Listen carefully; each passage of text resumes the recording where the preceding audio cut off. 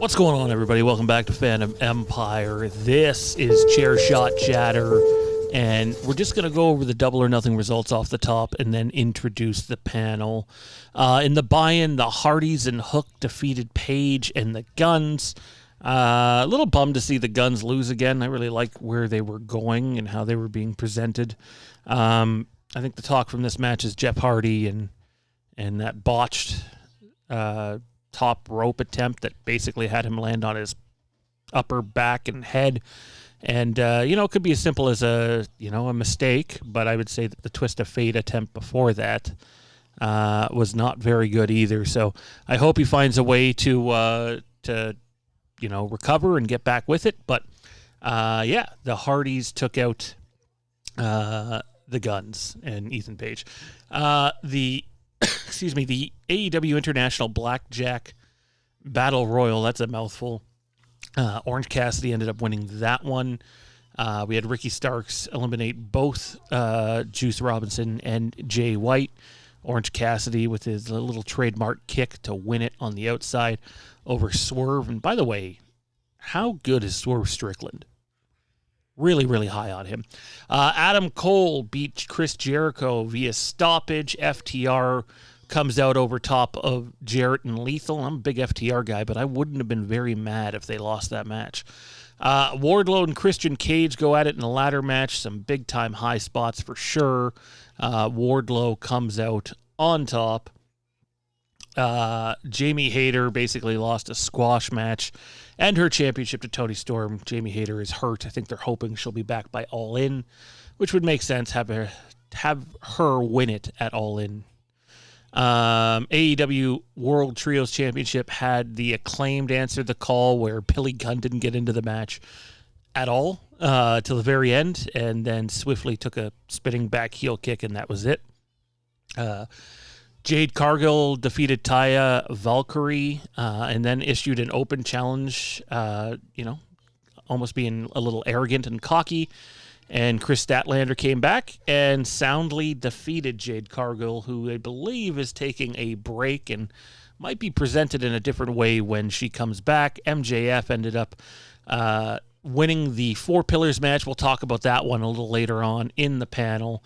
And the Blackpool Combat Club took out the Elite in Anarchy in the Arena. We also talk about that with the panel. Don't forget, like the video, comment down below. It would be greatly appreciated. And stay tuned for the panel. Let's dive into it. AEW Double or Nothing.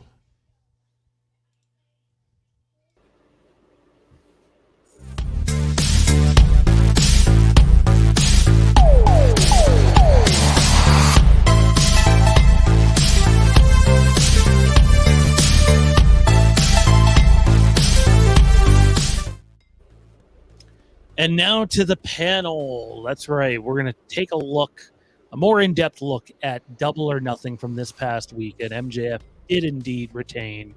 And we'll also briefly discuss what is next or who is next for him. Joining me, as always, he's the man behind the Dark Match Drive. It's Jared. What's going on, man? You pretty satisfied with the Double or Nothing pay-per-view that we got? Oh, yeah. Overall, I think it was a really good card. I know people were kind of on the fence about it, and maybe it wasn't, a top-tier AEW card. But, I mean, hey, we've been spoiled for the last, couple shows, so I'm totally okay with a bit of a downer show. Like, it was still a good show. Also joining us, he's the man behind Bros Before Pros over on Twitch. It's Johnny. How are you, dude? And just your thoughts on Double or Nothing. Did you leave it satisfied? I'm doing fantastic. I was satisfied, for the most part. There were definitely some downers, but that's every pay-per-view in the modern era. There's going to be some things that that make you sort of and everything. A lot of other things delivered, so I'm satisfied as a whole. Nice. Yeah, I mean, I was fairly happy with the pay-per-view. Again, I thought it was on the a little bit of the lower end of the AEW pay-per-view. In fact, it might be my least favorite AEW pay-per-view that I've seen, and I haven't watched them all. I've seen about maybe 2/3 of them. But there was still plenty good there. There was a ton good. Jer, I'll throw it over to you. First match. What do you want to discuss? Honestly, the two matches that stood out to me were the two main events. The rest of the card was there. It was good. I really did like the tag match with Jeff Jarrett coming in to break up a pinfall and immediately bumping off Mark Briscoe, just shoving him. Great spot. Loved it. Played Aubrey taking it right in the head. Yeah, I'm surprised they let Aubrey's big bump let that heat go to Karen Jarrett. But, I mean, that's cool. I liked it. But yeah, honestly, the four-way, I was confused when I saw them because traditionally AEW puts the world title on last, and so when I saw this being the semi-main, I was like, that's odd. I know they're going to bleed a lot in the main event, but they can just change the ring canvas, so there's got to be a reason for this. And then they go out there for 30 minutes and have just the most insane balls to the wall match that you could imagine. Like Sammy hitting Darby with that cutter as Darby's coming out for the dive. Fantastic stuff. MJ and the finish of the match was brilliant because MJF came back in with the belt because everyone started, using stuff because you can't get disqualified, right? And so then MJF is like, okay, I'll let Darby hit his finish, and then I'll take advantage because it's what a heel champion would do. He's not going to actually do anything to win the match himself. He's going to have somebody else do it for him, and then he'll just get away with it. So, but yeah, and I get people being upset with, oh my God, they did so much in that match. It was an indie match, and that's what wrestling is nowadays. It's guys hitting insane stuff like, Spanish flies off the top to the floor and dives, and it's what it is. I'm glad you went there though, because this is going to kind of off track us here a bit. Did you guys watch the presser? I did not. I watched I read like a recap of it. You didn't watch the presser and you came out with, wow, I'm legit. If you watch the presser tonight, you will understand why I'm like, oh, well, he definitely watched the presser and that's why he's saying this. Because MJF basically said, if that's how the only way you're getting over, don't be charismatic, develop your character, do better. Don't kill yourself for fans who don't give a shit about what happens to your well-being. Tony looked kind of uncomfortable during it. I won't lie. And Max is like, no, don't worry. It's not, or maybe it is going to go bad. I don't know. We'll see. But he's not wrong. I liked his point because honestly, the best part of the match to me, and don't get me wrong, I'm someone who loves the high spots. I cringe sometimes when I see the way they land, especially with some of the ladder spots. It's like, oh God, I feel terribly for them. I feel like I feel it through the screen. And yet MJF, how do you win the match? He outsmarted them. And honestly, I thought it was the most over part of the match. He comes in, lays the belt down, he gets up, smiles at the crowd, does his little grin thing, whatever it was, and headlock takeover 1, 2, 3. I love the dickishness of that. Oh, for sure. Well, especially after, I don't know if you caught I don't know if it was Rampage or Dynamite, when Darby and MJF had a face off in the back. Yeah. He's just like, I'm going to beat you with a headlock takeover. And then MJF does it. Again. Shameless CM Punk plug. Wow, this is terrible. Shameless CM Punk plug. Bloody hell. It reminded me of that finish at SummerSlam where it looks like Cena is going to beat the Big Show in the triple threat match to win the title at SummerSlam. Punk comes out of nowhere, throws him out of the ring, and takes the pinfall. Obviously, I think the MJF one's done way better, frankly, but it reminded me of that. And I really dig it. And, I think MJF's point, though, in the presser is a good one. You need to be able to do more then at least for mainstream shit, you got to do more than just cool, fancy moves. Like, kudos to your athletic ability to do that. You still need to be able to tell a story. And I thought the 4 individuals in the ring, despite me not being a Jungle Jack Perry fan or whatever the hell his name is, I thought they were all very good in that match and told a story. And MJF had Jungle Boy labeled because he could have used the title, didn't, and eventually that led to the end of the match. So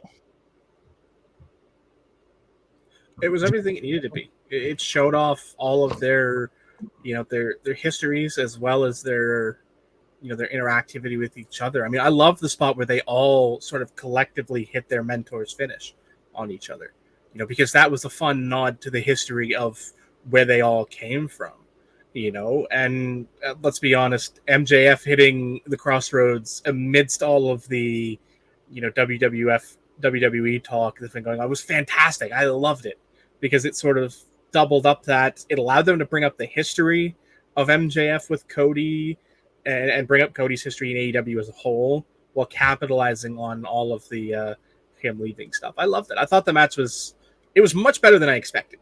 I expected them to go out there and just have a mediocre match, but there were definitely moments in that match where they all came out of that match looking like main eventers. So if there's one thing I can say is kudos to them, that 3 of those guys went in there looking like also rans, future main eventers, possible guys for the future. And all 4 of those guys left that ring looking like legitimate main eventers, which is definitely a tough thing to accomplish when, several of those guys sort of have that lackey tag hanging around their neck, that sidekick moniker. And they all just shoved that off, and the fact that they all did it without anyone else being involved was fantastic. I mean, I very much expected Sting to be there for that.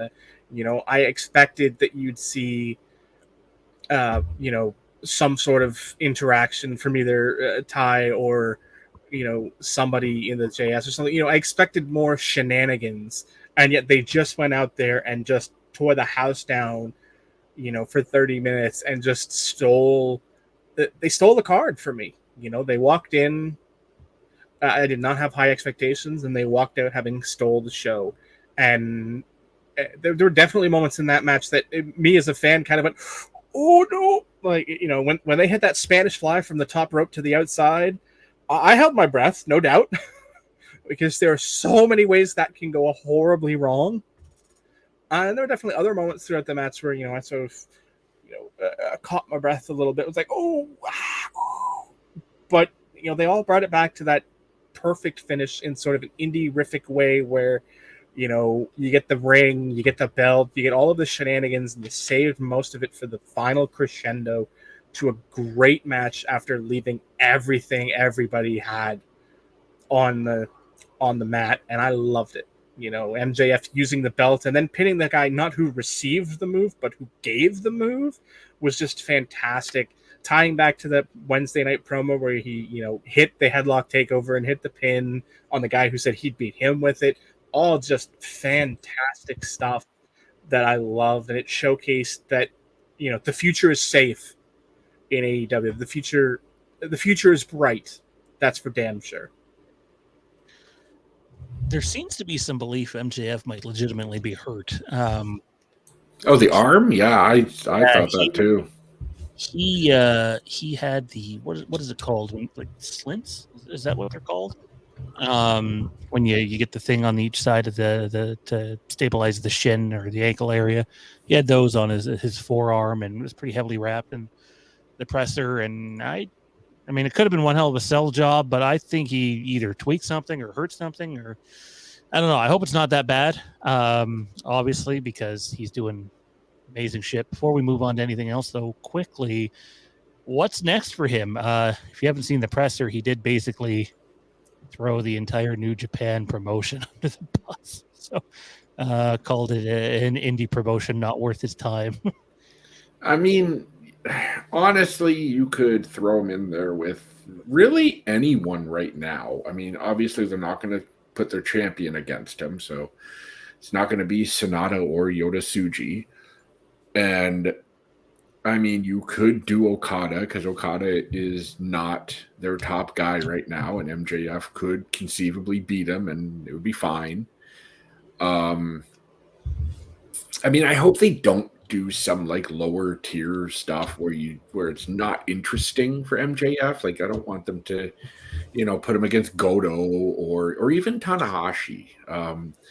I don't think those are interesting matchups, but there is a handful of guys in New Japan that they could pair MJF up with. And because MJF is a character wrestler rather than, a spot guy, I think it'll add a really different dynamic to who he's in the ring with, because they're going to work with MJF's character rather than, let's say, a Darby Allin who will work the other person's match. When you're in there with MJF, you're going to work MJF's match.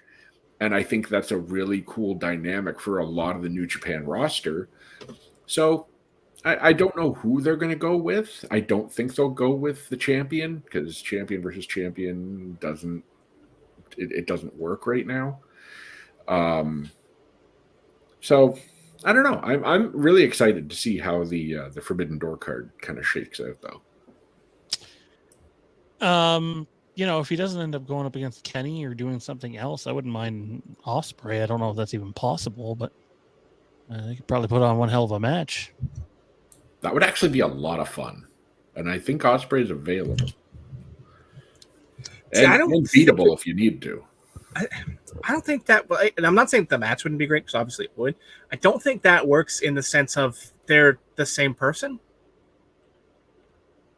I see that. They both sort of generate their heat in the same sort of heelish fashion, that it wouldn't make sense to have them against each other.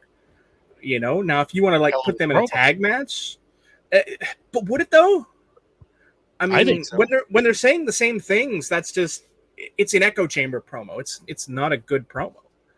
You need someone who counterbalances you. You need yin and yang to have a great promo. And two guys who do the same thing don't work, as they clash.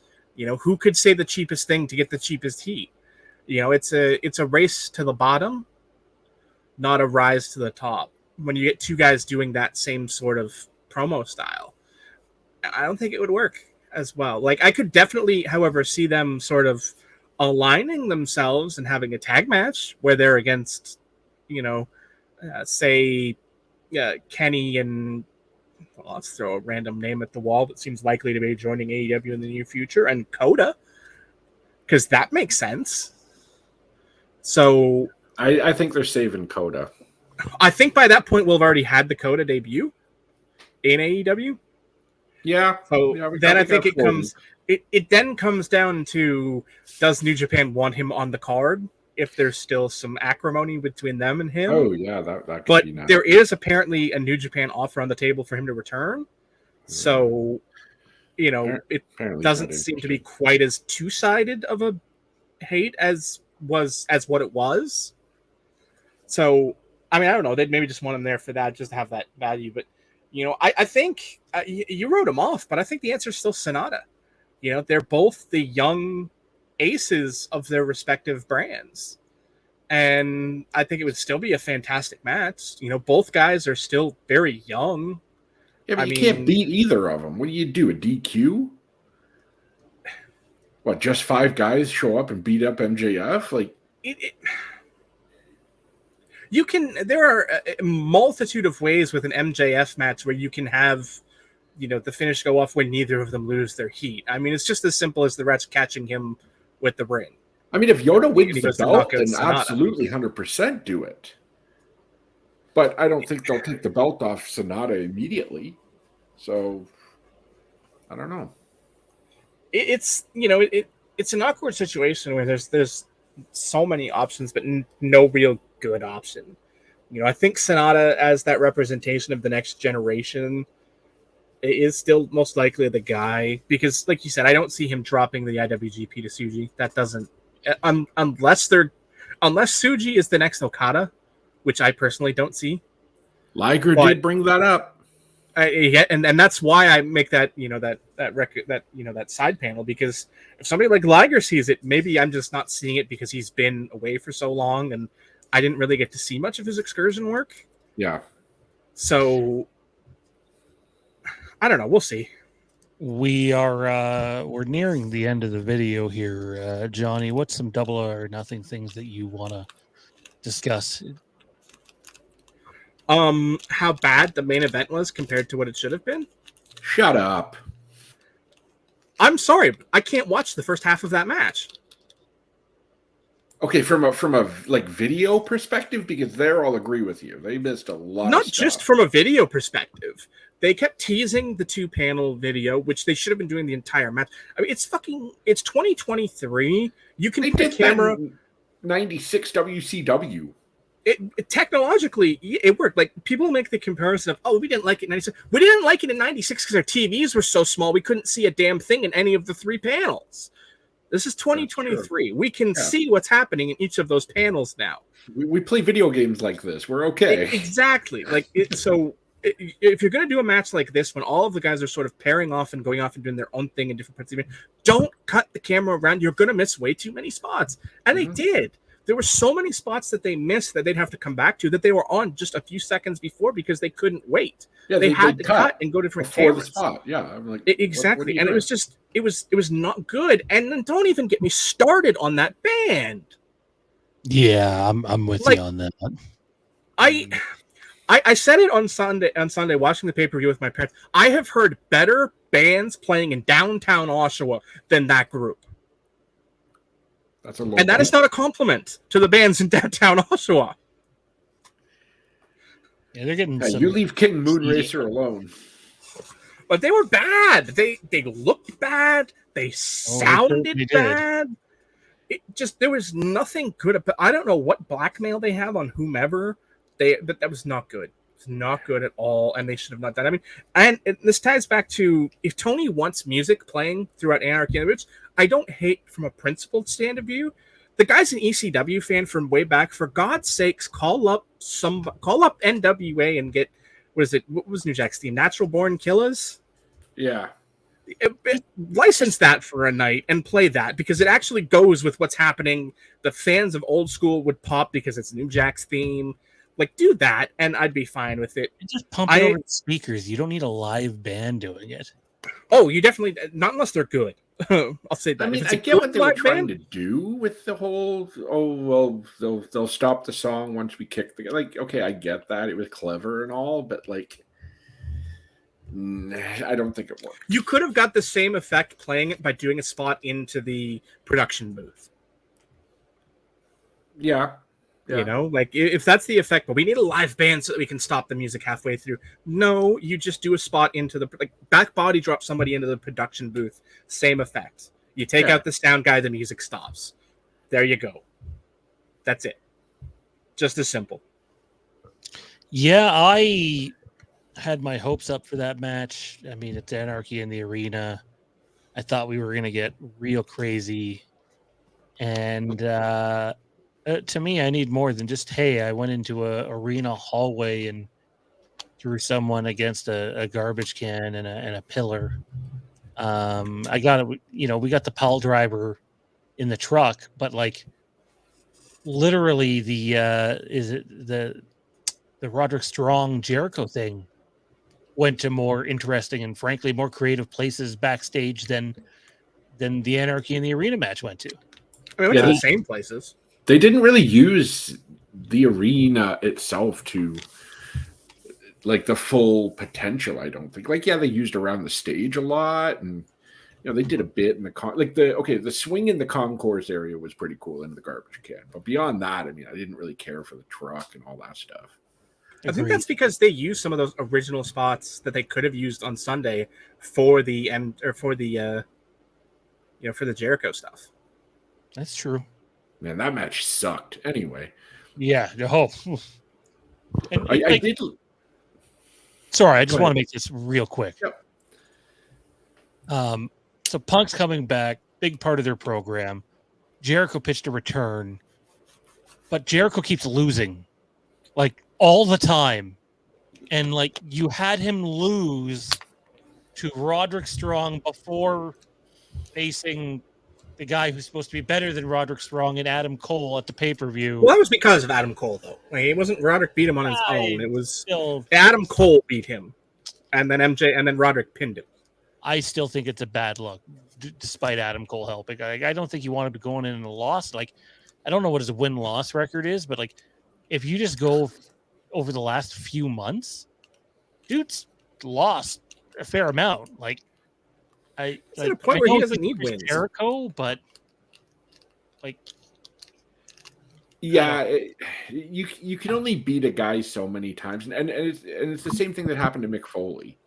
Like, yeah, okay, he put over Orton and Edge, and those were good, but everything else, like the bloom was off the rose for that, and I think Jericho's reaching that point where whoever Jericho's in a feud with, he's gonna lose, and he's not. I mean, I get putting Adam Cole over; he needed it, and it would have made him look really bad considering the angle going into it. But that being said, like, Jericho does need a win or two. So yeah, but Jericho knows when he needs a win, so he's not good. Like, he'll go between programs where he goes on a run. You know, like he'll probably win on Dynamite the next few weeks. Yeah. Because it makes sense. He'll get the win back on Wednesday night against Adam Cole because that makes sense for the booking. You know, Adam doesn't have to take the pinfall to lose the match, and still Jericho will get his heat back by preventing him from breaking up the pin. You know, Jericho will get his heat back. He got his heat back by launching the fireball and being the wizard again. You know, like that's what matters. It's what you do after it. The difference, like, you compare him to Mick Foley. The difference between Mick Foley and Chris Jericho is... Hang on. Sorry, I'm not trying to cut you off, but you said he got his heat back from the fireball thing, because I didn't think that came across good at all. I thought it was fucking... I know he's done the fireball stuff before. I'm talking simply the way it got presented on camera. It looked terrible. Like, I don't think the thing is, there's no way to make a fireball spot look good. There isn't. Not anymore, because they've sort of taken the ability to do it to make it look good by trying to make it safe. You know, James Mitchell ruined the fireball when he blew off his fingers in a pre-tape in ECW. Hogan ruined the fireball. Well, that's a very different ruining of the fire. There never should have been a fireball in that instance. But, you know, it worked because it's Jericho. Like, it looked fine because it was something you expected during the match. You know, so he got his heat back there. And like I said, he'll get the win on Wednesday. I don't see them losing that match because, you know, the Outcasts are hot. I think obviously the Outcasts are going to be the reason that they win. Jericho's not, you know, he's going to just go on a run for the next few weeks on TV and pick up wins here, pick up wins there, and he'll be fine because that, like I was trying to say, that's the difference between him and Foley. Foley coasted on his name value after that. He didn't do things. He'd just come up and get beat. Jericho wins in between programs to make himself, you know, Jericho again. And he changes his gimmick. Before we get out of here, just some quick thoughts on Jade Cargill no longer being undefeated.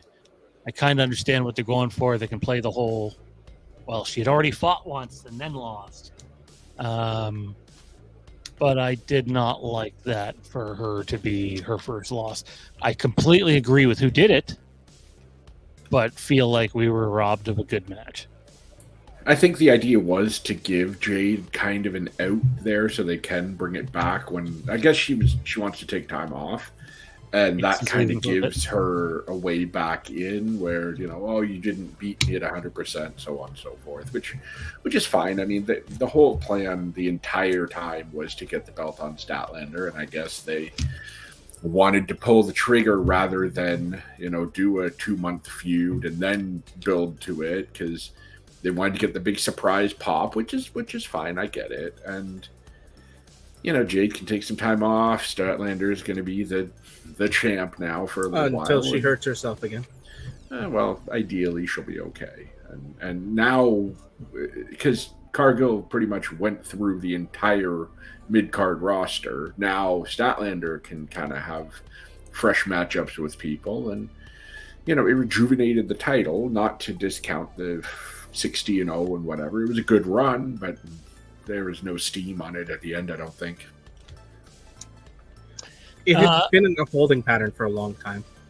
Yeah, exactly. For Statlander, so... Yeah. Well, we'll have to wait and see how it plays out and how long Jade's gone for. I was surprised to hear the taking time off, and it sounds like, I think it was Fightful that said they might present her in a new way when she comes back. And yeah, as a babyface. Yeah, no, I mean, I kind of like the way she is, to be honest. I don't like the little. They don't have to change her to be a babyface. So, hopefully they don't change too much, because for me, she's presented as a star. And she doesn't have to change her presentation one bit to be a babyface. It's the people she's working against that changes. I think she was kind of getting the partial babyface reaction for a bit there. Well, I've always enjoyed her. I mean, obviously she's fairly new to the industry, but I think they have something in her. And I mean, clearly, because when it came time to present something at the upfronts, guess who was front and center? It wasn't Punk, it wasn't the Bucks, it wasn't Omega, it was Jade Cargill with a side of Jeff Jarrett. So, and I think Jared mentioned it earlier. I did like the tag team match. I enjoyed it quite a bit. It was a lot of fun. King of the Mountain, baby. Johnny, what do you got going on, man? Where can people find you at? Oh, man, you can find me here, there, and everywhere. I'm a pretty frequent contributor over on the Dark Match Drive. And, of course, you can find me on Bros Before Pros, Twitch, and YouTube. It's going to be a big month of June. Jared, how about you, man? What do you got going on? You can find me over on Facebook at the Dark Match Drive Facebook page. Plenty of wrestling content daily there. You can find me on Twitter at Jamie Virtue. You can find me on the Discord for Dark Match Drive. We do some live streaming and all sorts of fun content there. I got a Google Drive full of wrestling content that's hard to find nowadays. So if that sort of thing interests you, hit me up. And you can find me on Bros Before Pros telling Johnny that he sucks at NBA 2K. And if you haven't yet, click the like button, hit subscribe, leave a comment. Ring the bell, says Chef Duggan. And you don't want to disappoint Chef Duggan, or else his Repo Man tattoo is going to come repossess your car. That's going to do it for us. If you want to support the channel on another level, you can do so over on Patreon. Patreon.com/Fandom Empire, now rebranded the Fandom Fanatics Patreon page. Check us out over there. Halloween, Crystal Lake, Scream, Wrestling, Star Wars, Game of Thrones, Smallville, and Supernatural in the coming months. Big thanks to Jer, Johnny, and everybody else at Phantom Empire. Have a great night. Don't forget, the Repo Man is coming.